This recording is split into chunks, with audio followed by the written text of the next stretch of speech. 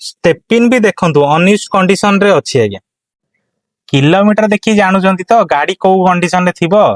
से पुणी हिस्ट्री सहित जेमति कि देखंतु टच स्क्रीन सिस्टम रही जिवो ऑटोमेटिक ट्रांसमिशन रे पाइबे ता सहित एयर बैग रही जिवो पावर विंडो भी रही जिवो सेंट्रल लॉक स्विच भी रहिबो एसी भी रहिबो।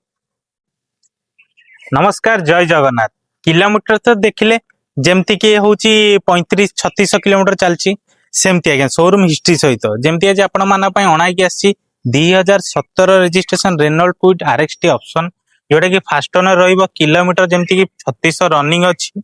आ फीचर्स तो देखिले जेमती ऑटोमेटिक ट्रांसमिशन रही जो पावर विंडो पावर स्टीयरिंग आउ आपणकर टच स्क्रीन सिस्टम सब किछि फीचर्स रही जो आ गाड़ी रे जदी रिफाइनेंस नवचंते मात्र 40 रु 50 हजार टका डाउन पेमेंट दियंतो आराम से गाड़ी रिफाइनेंस कर देबा गाड़ी घर को नेकी जाय पे आस्किंग प्राइस कहउछन आस्किंग प्राइस रखाइछि मात्र 2,85,000।